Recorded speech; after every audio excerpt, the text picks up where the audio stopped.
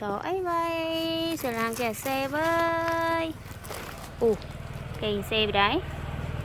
Wow, có xe con mà con có xe mở là có con tôi xe chơi mày ế ế xe em mà con. Wow, lồi me. Wow, dê mới con lục mới con lục mới con lục trẻ nè. Mà xe mất con xe lên đi con xe lên đi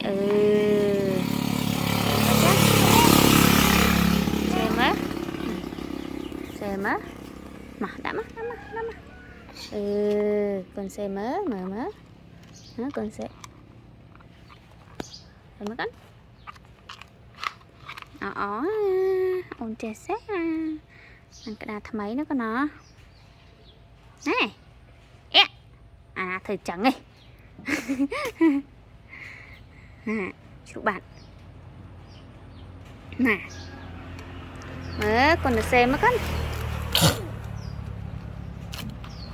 mà ní mà mạ xe mở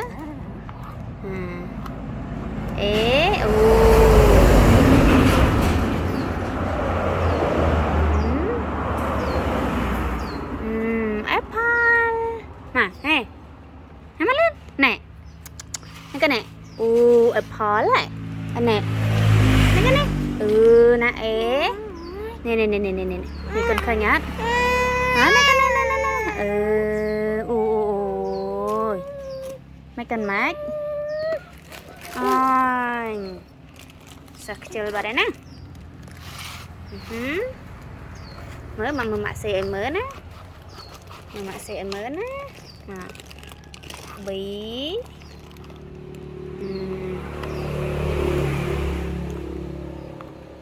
banana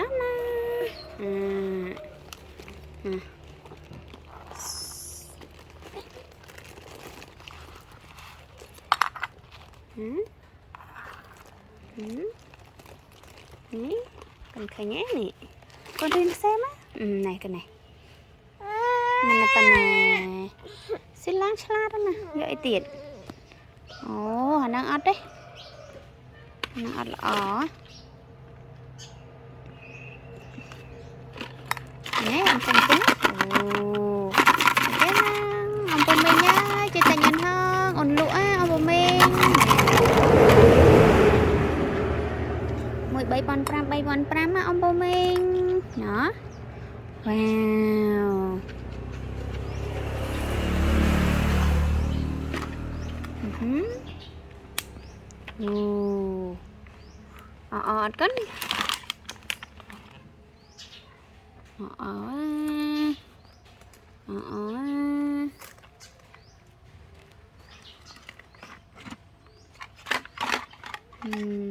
con bài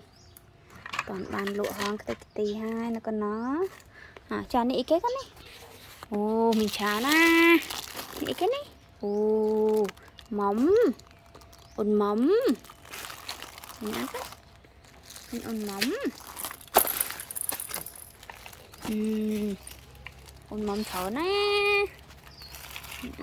mà ôn lên chó nó nè mà nè.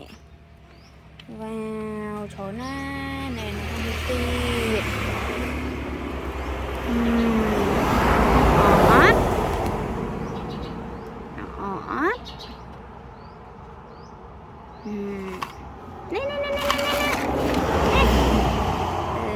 xem mà cắn anh ta xe lơ tụt sạp nó cái xe lơ cái đá này nè thấy không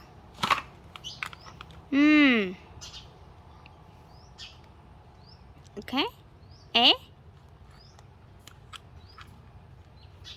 em á